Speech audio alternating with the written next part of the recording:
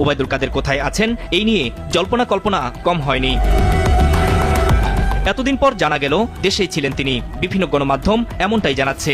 গণমাধ্যমের খবর অনুযায়ী ৮ নভেম্বর শিলং হয়ে ভারতের কলকাতায় পৌঁছান ওবায়দুল কাদের। কিন্তু হাসিনা সরকারের পতনের পর ৯৫ দিন তিনি কোথায় ছিলেন এই প্রশ্নের উত্তর এখনো অজানা। ওবায়দুল কাদের কোথায় ছিলেন জানলে ধরে ফেলতাম, স্বরাষ্ট্র উপদেষ্টা বলছেন। এটা খুবই একটা বিব্রতকর সরকারের জন্য যে কিভাবে আওয়ামী লীগের এত বড় বড় সব ডাক্তারেটের নেতা মন্ত্রী সবাই পালিয়ে গেল। ওবায়দুল কাদেরকে আওয়ামী লীগের দ্বিতীয় শীর্ষ ব্যক্তিকে তারা তাদের আশ্রয় নিয়ে গিয়েছে। এটা যেন কথা নয়। একটা ওয়ারেন্টভুক্ত আসামি একটা বিশেষ জায়গা থেকে ৯৫ দিন লুকিয়ে থেকে সে তার উড়ে গিয়ে আবার আরেকটা দেশে চলে গেছে। যদি তাদের এখানে কোনো প্রটোকল কাজ করে না থাকে, তাদের বিভিন্ন অর্গান, ভারতীয় গোয়েন্দা সংস্থার কোনো যদি হস্তক্ষেপ যদি না হয়, তাহলে এটা করতো না। প্রশাসন জানে না, পুলিশ জানে না ওবায়দুল কাদেরের মতো একজন ব্যক্তি তিনি পালিয়ে কিভাবে গেলেন, এটা আমার কাছে বোধগম্য নয়। দর্শক, আজকের এই ভিডিওটি দেখলে আপনারা রীতিমতো অবাক হয়ে যাবেন। আপনারা জানেন ইতিমধ্যে আওয়ামী লীগ সরকারের পতন হয়েছে। এখন ক্ষমতায় আছেন অন্তর্বর্তী সরকার ডক্টর মোহাম্মদ ইউনূস। অন্তর্বর্তী সরকারের মাননীয় উপদেষ্টা ডক্টর মোহাম্মদ ইউনূস থাকাকালীন দেশে কি কি ঘটনা ঘটে যাচ্ছে তা আপনাদের প্রমাণ সহকারে দেখাবো। দর্শক, কথা আর বাড়াবো না, ভিডিওতে চলে যাব। তার আগে আপনাদের কাছে ছোট্ট একটি অনুরোধ, আপনি যদি আমাদের চ্যানেলে নতুন দর্শক হয়ে থাকেন তাহলে অবশ্যই চ্যানেলটি সাবস্ক্রাইব করে পাশে থাকা বেল আইকনটি বাজিয়ে দিতে ভুলবেন না। যারা অলরেডি আমার চ্যানেলটি সাবস্ক্রাইব করেছেন তাদেরকে জানাই অসংখ্য ধন্যবাদ। চলুন ভিডিওটি শুরু করা যাক। হাসিনা পলায়নের আগে গোপনে দেশ ছেড়ে ভারতে চলে যায় ওবায়দুল কাদের। গণমাধ্যমের কল্যাণে এমন খবরই শুনেছিল দেশবাসী। অথচ হঠাৎই এলো ভিন্ন খবর। হাসিনার আগে দূরে থাক, হাসিনা পালানোর ৩ মাস পরও দেশ ছাড়তে পারেনি কাদের। আওয়ামী সরকার পতনে ৩ মাস ৩ দিন পর অবশেষে গত ৮ নভেম্বর দেশ ছেড়ে ভারতে পালিয়ে যেতে সক্ষম হয় লীগের দ্বিতীয় সর্বোচ্চ এই দোসর। এমন খবর গণমাধ্যমে আসার পর থেকে তোলপাড় গোটা দেশ। চারিদিকে প্রশ্ন উঠেছে, এতদিন তাহলে কোথায় লুকিয়েছিল কাদের? প্রায় ১০০ দিন সময় পেলেও ডক্টর ইউনূস সরকার কেন তাকে আটক করতে পারেনি? এই ব্যর্থতার দায় পড়ছে আসিফ নজরুলের ঘাড়ে। অনেকে প্রশ্ন তুলেছেন, আইনমন্ত্রী চেয়ারে বসে কি করেছে নজরুল, নাকি সে নিজেই কাদেরকে তার বাসায় জায়গা দিয়েছিল? আরও বিস্তারিত থাকছে বাকি ভিডিও জুড়ে। ছাত্র জনতার অভ্যুত্থানে ক্ষমতাচ্যুত আওয়ামী লীগের সেকেন্ড ম্যান হিসেবে পরিচিত ওবায়দুল কাদের দেশে নাকি বিদেশে, সেটা নিয়ে ৫ আগস্টের পর থেকেই আলোচনা ছিল। অবশেষে তার অবস্থান নিয়ে ধোঁয়াশা কেটেছে। ক্ষমতাচ্যুত হওয়ার পরও ৩ মাস সে দেশেই আত্মগোপনে ছিল। গত ৮ নভেম্বর লীগের সাধারণ সম্পাদক দেশ ছেড়ে ভারতে পালিয়ে যেতে সক্ষম হয়। গণমাধ্যমের খবর অনুযায়ী ৩ মাস ওবায়দুল কাদের দেশেই ছিল, এমনকি সে নিরাপদ স্থানে যত্ন আত্মীতেই ছিল। অবশেষে সড়কপথে সিলেট হয়ে ভারতের মেঘালয়ের শিলং পৌঁছায় এবং সেখান থেকে কলকাতায় চলে যায়। বর্তমানে কাদের সেখানেই আছে। এখন কথা হলো, কাদেরের মতো কালপ্রিট কিভাবে এতদিন দেশেই আত্মগোপনে ছিল, কারা তাকে আশ্রয় প্রশ্রয় দিয়েছে, এটা নিয়ে তোলপাড় সৃষ্টি হয়েছে। গত জুলাই আগস্টে যত ছাত্র জনতার প্রাণ গিয়েছে তার সিংহভাগ দায় কাদেরের। কারণ সে আন্দোলনরত শিক্ষার্থীদের ওপর ছাত্রলীগ নামক সন্ত্রাসীদের লেলিয়ে দিয়েছিল। ছাত্র জনতাকে সে বিএনপি জামায়াত তকমা দিয়ে মোকাবেলা সরাসরি ঘোষণা দিয়েছিল। যখন তার সন্ত্রাসীরা ফেল করেছিল তখন সে পুলিশ বাহিনী লেলিয়ে দিয়েছিল। এসব বিবেচনায় কাদের হাসিনা থেকেও পাপী হতে পারে, অথচ তাকে গ্রেফতার করতে পারেনি ডক্টর ইউনূসের সরকার। এখানে ডক্টর ইউনূসের থেকেও দায়টা বেশি আইন উপদেষ্টা আসিফ নজরুলের। কারণ একজন ডক্টর ইউনূসের পক্ষে তো সব সামাল দেওয়া সম্ভব না, তাহলে তো আর এত উপদেষ্টা নেওয়া হতো না। এমনিতেই আসিফ নজরুলের বিরুদ্ধে নানান অভিযোগ উঠছিল, তারপর আবার কাদেরের ঘটনা সামনে আসায় গোটা দেশবাসী তাকে সন্দেহ করছে। অনেকে সরাসরি বলছেন নজরুলের আশ্রয়ে ছিল কাদের, যদিও তথ্য প্রমাণ ছাড়া এমন বয়ান দেওয়া ঠিক না। তবে এই বয়ান একেবারেই অযৌক্তিক না। নজরুলের সাম্প্রতিক কার্যক্রমে তাকে সন্দেহ করাও অস্বাভাবিক না। আবার নজরুল নয়, কাদের সেনাবাহিনীর আশ্রয়েও থাকতে পারেন। তবে এ নিয়ে সরকার সঠিক ব্যাখ্যা দিতে পারছে না। সরকারের একটা পক্ষ থেকে বলা হয়েছে, ওবায়দুল কাদের এতদিন দেশে ছিলেন সে সম্পর্কে সরকারের কাছে কোনো তথ্য ছিল না, সরকার জানতে পারলে তাকে গ্রেফতার করত। আরেকটা পক্ষ বলছে কাদের দেশে ছিলেন সেই প্রমাণ নেই। এই যখন পরিস্থিতি, ওবায়দুল কাদের কিভাবে দেশ ছেড়েছেন তা জানতে চেয়েছে আন্তর্জাতিক অপরাধ ট্রাইব্যুনাল। পুলিশের মহাপরিদর্শককে আগামী ১৫ দিনের মধ্যে এ বিষয়ে ব্যাখ্যা দিতে নির্দেশ দেওয়া হয়েছে বলে জানিয়েছেন chief prosecutor Mohammad Tajul Islam. Chief prosecutor বলেন, আমরা আদালতে দৃষ্টি আকর্ষণ করেছি, ওবায়দুল কাদের গত ৩ মাস বাংলাদেশে ছিলেন। গ্রেপ্তারি পরোয়ানা জারি হওয়ার পর তিনি কোথায় ছিলেন, কিভাবে তিনি গ্রেপ্তার হননি এবং পরবর্তী সময়ে তিনি কিভাবে বাংলাদেশ ছেড়েছেন, এ বিষয়গুলো সম্পর্কে আইনশৃঙ্খলা বাহিনীর কাছে ব্যাখ্যা চাওয়া হয়েছে। আদালত নির্দেশ দিয়েছেন ১৫ দিনের মধ্যে এই ব্যাখ্যা দেওয়া হোক। এ বিষয়ে আসিফ নজরুলের কোনো বয়ান এখনও আসেনি।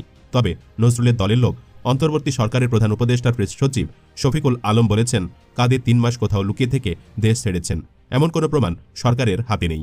মানে দেখুন, তার কথার টিউনই অন্যরকম। একটা পক্ষ যেখানে নমনীয়ভাবে বলছে কাদের দেশে থাকলেও সরকার জানত না, সেখানে শফিকুল সরাসরি প্রমাণ নেই বিষয়টি উড়িয়ে দিতে চাচ্ছে। এই ভদ্রলোককেও কিন্তু সাংবাদিক ইলিয়াস ভারতীয় এজেন্ডার বলে জানিয়েছেন, মানে নজরুলের দলের লোক। কাদেরের বিষয়ে সে কিছু না জেনেই বলে দেয় বিষয়গুলো আমরা খতিয়ে দেখছি, অনেকগুলো বিষয় জানতেও পেরেছি। ওবায়দুল কাদের বাংলাদেশে ছিলেন কি ছিলেন না সেই প্রমাণ সরকারের হাতে নেই। বিপরীতে স্বরাষ্ট্র উপদেষ্টা লেফটেন্যান্ট জেনারেল অবসরপ্রাপ্ত মোহাম্মদ জাহাঙ্গীর আলম চৌধুরী বলেছেন, ওবায়দুল কাদেরের দেশে থাকার বিষয়টি সরকার জানত না, জানলে তাকে গ্রেফতার করা হতো।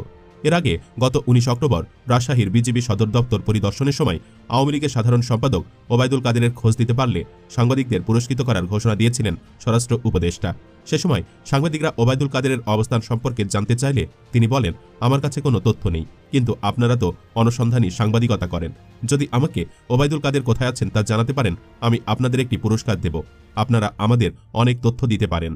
তবে আক্ষেপ আমাদের, কোনো সাংবাদিকও কাদেরের খোঁজ দিতে পারেনি। অথচ প্রায় 3 মাস প্রভাবশালী মহলের ছত্রছায়াতে ছিল ওবায়দুল কাদের। সে নিরাপদে ও বেশ আরাম আয়েশে ছিল। সবুজ সংকেত পেয়ে পরে দেশ ছেড়ে পালাতে সক্ষম হয়। তবে এই নিরাপদে দেশ ছাড়ার ক্ষেত্রে প্রতিবেশী দেশের হাত থাকতে পারে বলে গুঞ্জন রয়েছে। যদিও সূত্রের খবর, এ ব্যাপারে ভারতে থাকা শেখ হাসিনার কোনো সুপারিশ ছিল না, কারণ হাসিনা নাকি ওবায়দুল কাদেরের ওপর অনেকটা ক্ষুব্ধ ছিল। হাসিনা কেন রাগ করেছে সে কথা আগেই জানিয়ে দিয়েছি। আগে বলেছি, সরকারি চাকরিতে কোটা সংস্কারের দাবিতে ছাত্র আন্দোলনকে সহিংস রূপ দেওয়ার পেছনে ওবায়দুল কাদের সবচেয়ে বেশি দায়ী। সেটা কেবল আমরাই মনে করছি না, এমনকি খোদ আওয়ামী লীগের নেতাকর্মীরাও তাকে দায়ী করছে। কাদের আন্দোলন দমাতে ছাত্রলীগকে লেলিয়ে দেওয়ার প্রকাশ্য ঘোষণা দিয়ে মূলত আন্দোলনকে নিয়ন্ত্রণের বাহিরে ঠেলে দেয়। রাজপথে ছাত্রদের আন্দোলন যখন প্রকট হচ্ছিল তখন কোণঠাসা হয়ে পড়ছিল কাদের। দলীয় লোকজনও তার তীব্র সমালোচনা করতে থাকে। ছাত্রলীগের সাবেক নেতাদের ডেকেছিল আন্দোলন নিয়ে আলোচনা করতে, সেখানেও তার আচরণে ক্ষুব্ধ হয়ে নেতারা তার বিরুদ্ধে ভুয়া ভুয়া স্লোগান দেয়। আগস্টের শুরু থেকেই ওবায়দুল কাদের দৃশ্যপটের বাহিরে চলে যায়। সূত্রমতে শেখ হাসিনা তার প্রতি প্রচণ্ড ক্ষুব্ধ হয়। তার পরিবর্তে জাহাঙ্গীর কবির নানক ও বাহাউদ্দিন নাসিমকে দায়িত্ব দেয়। তবে শেষ রক্ষা হয়নি আওয়ামী লীগের। পালাতে হয় দলীয় প্রধানসহ বেশিরভাগ নেতাকর্মীকে। টানা প্রায় 15.5 বছর দেশ শাসন করা দলটি এখনও অনেকটা ছন্নছাড়া অবস্থায় দিনাতিপাত করছে। প্রায় 2000 মানুষের মৃত্যু এবং প্রায় 30,000 মানুষকে পঙ্গু করার দায় পুরোটাই বর্তাচ্ছে দলটির ওপর। এই অবস্থায় আওয়ামী লীগের পক্ষে ঘুরে দাঁড়ানো কঠিন হবে বলে মনে করছেন রাজনৈতিক বিশ্লেষকরা। জানা গেছে, গত 8 নভেম্বর ভারতে পালানোর আগে ওবায়দুল কাদের সিলেটে আশ্রয়ে ছিল। সেখান থেকে সড়কপথে বিশেষ ব্যবস্থায় ভারতের মেঘালয়ের রাজধানী শিলংয়ে পৌঁছায়। সেখান থেকে যায় কলকাতায়। সেখানে আওয়ামী লীগের যেসব নেতা অবস্থান করছে তাদের কারো কারো সঙ্গে ওবায়দুল কাদেরের সাক্ষাৎ হয়েছে বলে জানা গেছে। এক্ষেত্রে তারা সবাই ভারত সরকারের আনুকূল্য পাচ্ছে। ফলে অনেকের পাসপোর্ট না থাকলেও তেমন কোনো সমস্যার মুখোমুখি হতে হচ্ছে না। পরিশেষে একটা তথ্য দিই, অনেকে হয়তো কাদের গ্রেফতার না হবার দায় নজরুলের ওপর চাপাবেন। তবে একজন সাবেক মেজর জেনারেল টকশোতে বলেছিলেন, সেনাবাহিনীর তত্ত্বাবধানে কয়েকজন আওয়ামী লীগ টপ লেভেলের নেতা আশ্রিত আছেন। সেনাবাহিনীর অফিসাররা যে খাবার খায় তাদেরও খেতে দিচ্ছেন। সাংবাদিক ইলিয়াস হোসেন বলেছিল, ওবায়দুল কাদের দেশে আছে। নাম প্রকাশ না করে আইনশৃঙ্খলা বাহিনীর একজন লোক বলেছিল, ওবায়দুল কাদের দেশে আছে, কিন্তু কেউ তাকে ধরার চেষ্টা করেনি। এই তথ্য যারা জানে তাদের অনেকে বলছেন, বাংলাদেশের প্রত্যেকটি সেনাবাহিনীর ক্যান্টনমেন্ট, পুলিশের ট্রেনিং সেন্টার এবং আইনের ঊর্ধ্বতন কর্মকর্তার বাড়িতে রেড দেওয়া হোক এবং সরকারের দেওয়া প্রত্যেকটি বাসভবন চেক দিলে আরও অনেক আসামি খুঁজে পাওয়া। প্রশাসন জানে না, পুলিশ জানে না ওবায়দুল কাদেরের মতো একজন ব্যক্তি তিনি পালিয়ে কিভাবে গেলেন, এটা আমার কাছে বোধগম্য নয়। আমি বাংলাদেশ সরকারের কাছে আহ্বান করব, আমাদের সম্মানিত সেনা প্রধানের কাছে আমি আহ্বান করব, আপনি একবার ঘোষণা দিয়েছিলেন যে বাংলাদেশে 600-র মতো মানুষ বা তার একটু বেশি আপনার কাছে নিরাপত্তা চেয়েছিল এবং আপনি তাদেরকে নিরাপত্তা দিয়েছেন। বাংলাদেশে আপনি আপনার জায়গা থেকে তখন মনে করেছেন যে তাদেরকে মানবিক দৃষ্টিতে নিরাপত্তা দিলেই ভালো হবে, কারণ দেশের পরিস্থিতি বিবেচনায় আপনি হয়তো সেটা করেছেন। কিন্তু কোনো খুনি, কোনো অপরাধী, কোনো লুটেরা, কোনো দর্শনকারী, কোনো হত্যাকারী যারা মানুষের উপরে জুলুম করেছে তাদের প্রতি সিম্পিথি ক্রিয়েট করার কোনো সুযোগ আমাদের নাই। যদি ওই 600 লোক তৎকালীন সময় আপনার নিয়ন্ত্রণে থেকে থাকে, এখন তারা কোথায় আছে সেটা জাতিকে জানিয়ে দিতে হবে। অবশ্যই আপনাকে উচিত হবে আপনার যে কোনো জায়গা থেকে, আপনি নিশ্চয়ই সেনাবাহিনীর কোনো জায়গায় আনডকুমেন্টেড কোনো কিছু থাকার কথা না। অতএব এই 600 লোকের বায়োডাটা সব আপনার কাছে আছে। এই 600 লোকের ডাটা জাতির কাছে প্রকাশ করুন। তাদের বিরুদ্ধে মামলা হলে দ্রুত তাদেরকে আইনের আওতায় এনে বিচারের কাঠগড়ায় দাঁড় করুন এবং যারা সরাসরি খুনের সাথে জড়িত তাদেরকে এই যে আন্তর্জাতিক অপরাধ ট্রাইব্যুনাল নামে যে ট্রাইব্যুনাল হয়েছে, সেই ট্রাইব্যুনালে তাদেরকে হাজির করে তারপরে বিচার করুন। যদি আমরা সেটা করতে ব্যর্থ হই তাহলে আমাদের এই বাংলাদেশ, সুন্দরতম এই দেশ সঠিক থাকবে না। প্রিয় ভাইরা আমার, আমি স্পষ্ট করে বলতে চাই, ওই 600 লোকের যেমন বিচার করতে হবে, পাশাপাশি 600 লোকের তালিকা প্রকাশ করতে হবে, পাশাপাশি ওবায়দুল কাদের সাহেব সহ যারাই আমাদের দেশ থেকে পালিয়ে গিয়েছে এবং পালিয়ে যাচ্ছে বলে মনে হচ্ছে, এদের প্রত্যেককে আইনের মাধ্যমে ডেকে এনে বিচার করতে হবে। বাংলাদেশের যত দ্রুত সম্ভব তাদেরকে ডাকতে হবে। আমি স্পষ্ট করে এই সরকারকে অনুরোধ করব, আপনি ভারতের সাথে ডাইরেক্ট বলে দিন যে আপনাদেরকে এই বাংলাদেশের যেই সকল লোক ওই দেশে গিয়ে পালিয়েছে ওই পালানো প্রত্যেকটা লোককে বাংলাদেশে ফেরত দিতে হবে, প্রত্যেককে দিতে হবে, এবং প্রত্যেকের বিচারের জন্য আমাদের সবাইকে মিলে উদ্যোগী হতে হবে। তাদের বিচার ছাড়া বাংলাদেশে আমরা কোনো সংস্কার, আইন, নির্বাচন কোনো কিছুতে লাভ নাই যদি আমরা খুনি, লম্পট, দুষ্ট লোকগুলোকে বাঁচিয়ে দিই। কারণ যারা একবার খুন করে তারা মৃত্যুর আগে ওটা এমন একটা স্বাদ, সে আবার খুন করার জন্য উদ্গ্রীব হবে। অতএব আমাদের সবাইকে সেই জন্য চেষ্টা করতে হবে এবং সবাইকে কথা বলতে হবে।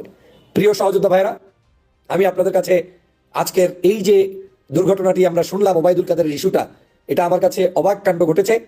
এই কাণ্ডের কারণে আমি ব্যক্তিগতভাবে আমি মনে করি এটা কোনোভাবে কাম্য ছিল না, কিন্তু যে ঘটনাটা ঘটে ফেলেছে এটা আমাদের জন্য অবশ্যই একটা অশনি সংকেত। কারণ এই অভদ্র কিংবা ভদ্র, আপনি বলেন, ভদ্র তো বলার সুযোগ নেই, এই খুনি ওবায়দুল কাদের তিনি কিন্তু সরাসরি পুলিশকে নির্দেশ দিয়েছেন। এমনকি সংবাদ সম্মেলন করে চটাং চটাং করে বক্তব্য দিয়ে বলেছিলেন যে বাংলাদেশে একেবারে ডাইরেক্ট পুলিশ কিন্তু শুট করবে। এই শব্দই বলেছে যে শুট করার নির্দেশ দেওয়া হয়েছে, অতএব কেউ সামনে যেন না যায়, সামনে যেন না বের হয়। তো যে লোক সরাসরি শুট করার নির্দেশ দিয়েছে তাকেই তো অ্যারেস্ট করে রিমান্ডে নিলে বাংলাদেশের বাকিদের সকল চিত্র তথ্য আপনার কাছে উপস্থাপিত হবে।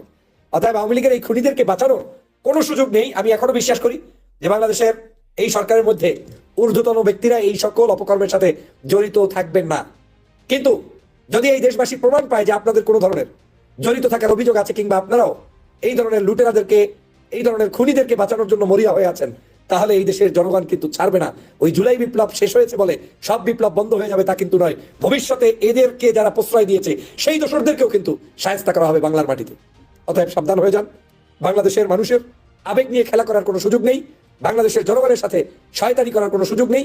জনগণ এখন একটা জিনিস দেখতে চায়, সেটা হচ্ছে শেখ হাসিনার বিচার, তার ফাঁসি, এবং এই আওয়ামী লীগের যারা খুনের সাথে জড়িত তাদের ফাঁসি, এবং অবৈধভাবে যারা এতদিন ক্ষমতায় ছিল তাদেরকে বিচারের কাঠগড়ায় নিয়ে আসা। খুনের বদলে খুন যারা খুন করেছে এই খুনিদেরকে কোনো ক্ষমা করার সুযোগ নেই, তাদেরকে অবশ্যই বিচারের কাঠগড়ায় দাঁড় করিয়ে জাতির কাছে তাদেরকে প্রশ্নবিদ্ধ করতে হবে। জাতির হৃদয়ের রক্তক্ষরণ যদি একটু হলেও কমাতে চান তাহলে তাদেরকে বিচার করতে হবে। অর্থাৎ এই ইস্যুতে কোনো ছাড় নাই। এর বাইরে আপনার সাথে আমার অনেক ইস্যুতে ছাড় হতে পারে। নির্বাচন 5 দিন আগে হবে না পরে হবে, কে কোন দল করবে, কি করবে করবে না, কে ক্ষমতায় আসবে কখন আসবে, ভিন্ন জিনিস।